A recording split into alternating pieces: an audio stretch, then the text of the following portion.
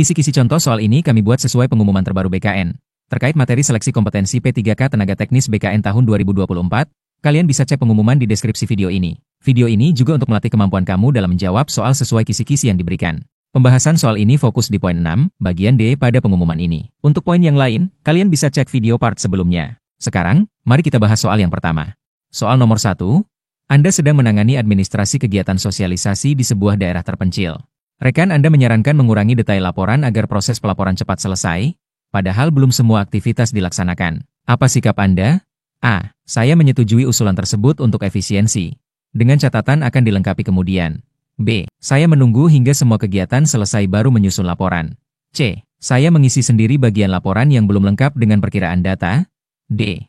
Saya melaporkan kepada atasan bahwa laporan belum lengkap dan minta waktu tambahan. E. Saya menolak menyusun laporan sebelum semua aktivitas dilaksanakan dan dicatat sesuai bukti. Silahkan memilih jawaban yang benar.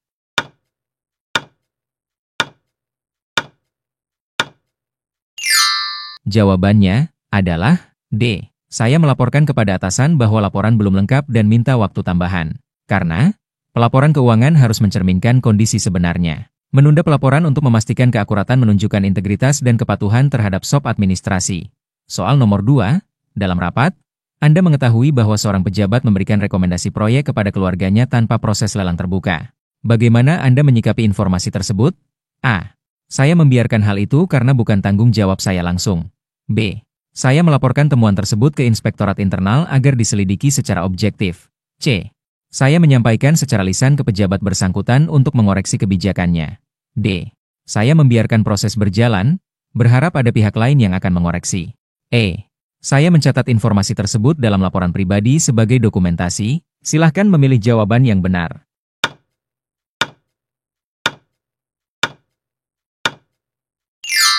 Jawabannya adalah B. Saya melaporkan temuan tersebut ke Inspektorat Internal agar diselidiki secara objektif. Karena menyampaikan pelanggaran yang diketahui kepada pihak berwenang mencerminkan integritas dan kepatuhan pada hukum serta mendukung prinsip keadilan dalam proses pengadaan. Soal nomor 3, Anda diberi wewenang untuk memilih vendor pengadaan alat tulis kantor. Seorang teman menawarkan bonus pribadi jika Anda memilih perusahaannya. Bagaimana respons Anda? A. Saya menolak tawaran teman dan memilih vendor sesuai kriteria objektif. B. Saya mempertimbangkan tawaran tersebut karena menguntungkan secara pribadi. C.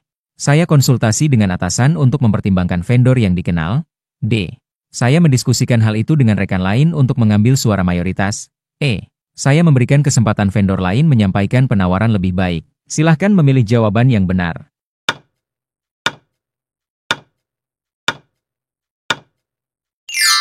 Jawabannya adalah A. Saya menolak tawaran teman dan memilih vendor sesuai kriteria objektif.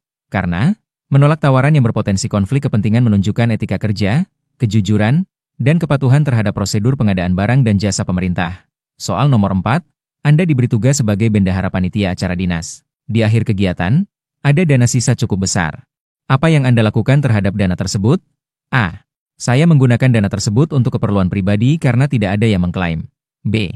Saya membuat laporan penggunaan dana dan mengembalikan sisa dana ke bendahara instansi. C. Saya menyumbangkan sisa dana ke kegiatan sosial atas nama panitia. D. Saya menyimpan dana tersebut di rekening pribadi untuk digunakan bila dibutuhkan unit lain. E. Saya konsultasi ke bagian keuangan instansi untuk memastikan prosedur pengembalian dana. Silahkan memilih jawaban yang benar.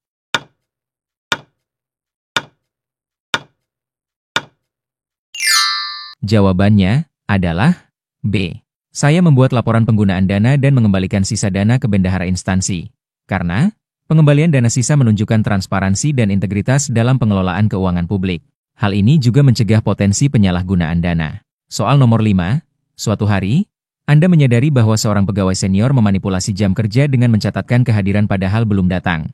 Apa langkah Anda? A. Saya menegur langsung pegawai tersebut agar tidak mengulangi. B. Saya diam saja karena takut membuat konflik di tempat kerja. C. Saya membuat laporan pelanggaran dan meminta rekan lain menjadi saksi. D. Saya membicarakan dengan atasan dan meminta evaluasi menyeluruh terhadap perilaku itu. E. Saya melaporkan kepada inspektorat untuk penindakan formal. Silahkan memilih jawaban yang benar.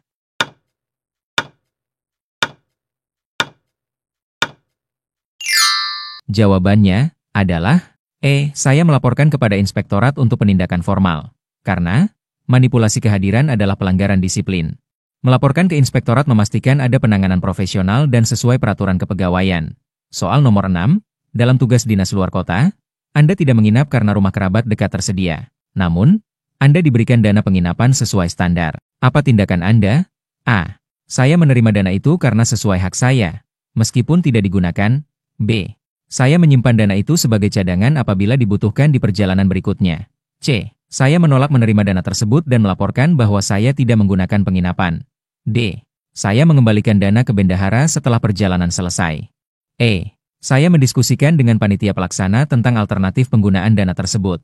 Silahkan memilih jawaban yang benar.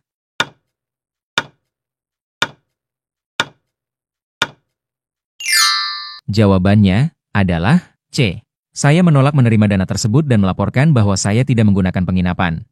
Karena, hanya menerima dana yang benar-benar digunakan menunjukkan integritas dan etika pengelolaan anggaran.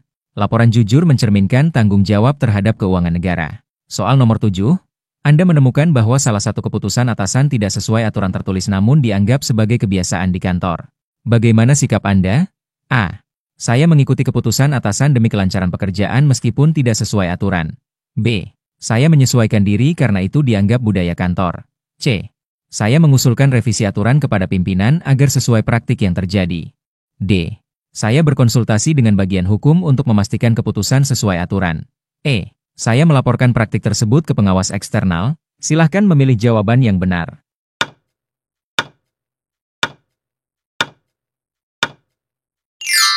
Jawabannya adalah D. Saya berkonsultasi dengan bagian hukum untuk memastikan keputusan sesuai aturan. Karena, meski kebiasaan, aturan tertulis tetap harus diikuti. Berkonsultasi memastikan bahwa praktik tidak melanggar regulasi, menjaga kepatuhan dan integritas. Soal nomor 8, dalam proses pemilihan ketua tim kerja, Anda mendapat dukungan luas meskipun Anda merasa kurang kompeten. Apa sikap Anda terhadap pencalonan tersebut? A. Saya menerima pencalonan sebagai bentuk penghargaan dan akan belajar sambil berjalan. B. Saya menolak pencalonan dan mendorong kolega yang lebih kompeten untuk maju. C. Saya menghindari keterlibatan dalam pemilihan dan bersikap pasif. D. Saya tetap maju tapi membentuk tim pendamping yang lebih berpengalaman. E. Saya meminta pelatihan terlebih dahulu sebelum menyatakan kesiapan menerima tugas. Silahkan memilih jawaban yang benar.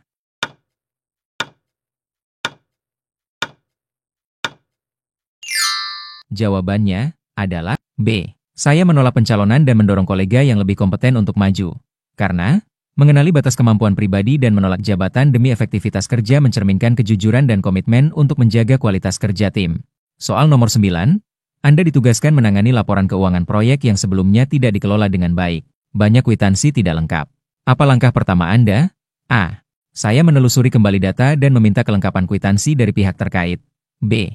Saya menyusun ulang laporan berdasarkan kwitansi yang ada dan melanjutkan proses. C. Saya membuat ringkasan kondisi dan menyerahkannya ke atasan untuk keputusan lebih lanjut. D. Saya menyusun ulang laporan menggunakan standar baru dan abaikan bukti lama. E. Saya melibatkan auditor internal untuk mengawal penyusunan ulang laporan keuangan. Silahkan memilih jawaban yang benar.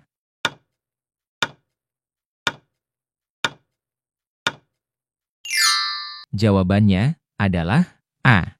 Saya menelusuri kembali data dan meminta kelengkapan kwitansi dari pihak terkait. Karena, langkah awal menyelesaikan laporan keuangan bermasalah adalah melengkapi dokumen. Tindakan ini mencerminkan kepatuhan prosedural dan tanggung jawab kerja. Soal nomor 10, seorang warga meminta Anda mempercepat proses surat dengan imbalan kecil sebagai bentuk terima kasih. Apa tindakan Anda? A. Saya menerima imbalan tersebut asalkan pekerjaan saya tetap sesuai prosedur. B. Saya menerima imbalan tapi memberikannya ke kotak amal sebagai bentuk netralitas. C. Saya mempertimbangkan menerima imbalan jika prosedur administrasi sudah dipenuhi. D. Saya melaporkan permintaan tersebut ke atasan agar tidak terjadi pelanggaran etik. E. Saya menolak imbalan dan menjelaskan bahwa layanan diberikan secara gratis sesuai aturan. Silahkan memilih jawaban yang benar.